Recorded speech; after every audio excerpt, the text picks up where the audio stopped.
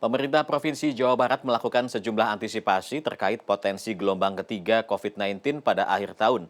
Sejumlah rumah sakit dan puskesmas pun bersiap dengan menyediakan ruangan tambahan hingga meningkatkan tracing dan testing.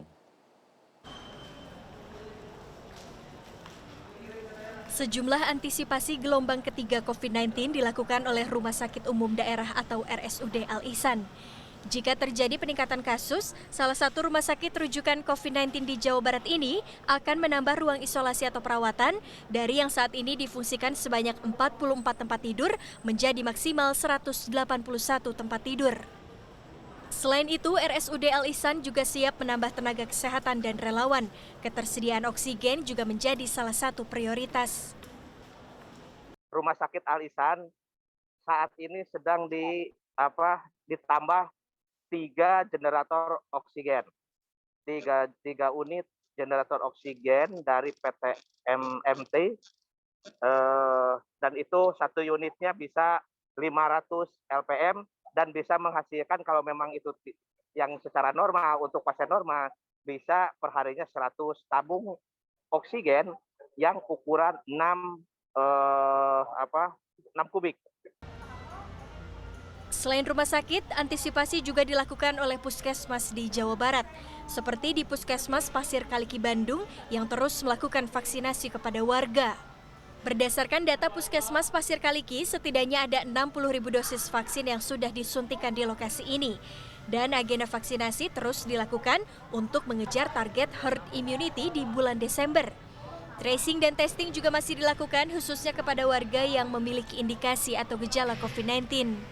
Sementara sosialisasi protokol kesehatan juga kembali dimaksimalkan.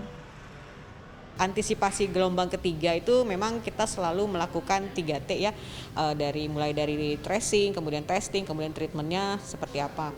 Tapi yang pasti pada saat ini kita lebih meningkatkan kembali Satgas Covid yang ada gitu ya, karena kan kemarin sempat kasus menurun, kemudian orang juga sudah kurang aware gitu ya. Jadi sekarang kita mengkoordinasikan lagi bahwa Satgas Covid di kecamatan sampai tingkat ke RT RW itu lebih ditingkatkan lagi.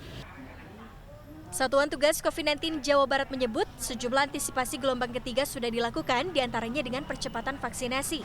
Berdasarkan data Satgas COVID-19 Jabar, dari 37,9 juta sasaran vaksin, saat ini 24,67 juta atau 65% sudah mendapatkan vaksinasi dosis pertama. Sementara untuk vaksinasi dosis kedua sudah mencapai 17 juta orang atau 44,88%. Untuk menekan mobilitas jelang libur akhir tahun, Pemprov Jabar juga sudah melarang ASN untuk cuti dan bepergian keluar kota. Pemprov juga akan meningkatkan tracing serta tes COVID-19. Di Jawa Barat per harinya sekitar 27 ribuan dilakukan, tapi paling banyak memang pakai antigen gitu.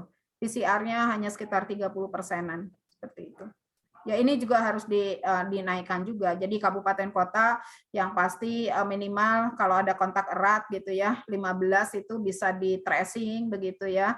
Dan kalau yang memang ada kontak erat sebaiknya itu di PCR.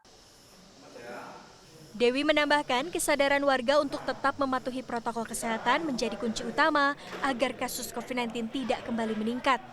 Tim Liputan CNN Indonesia, Bandung, Jawa Barat.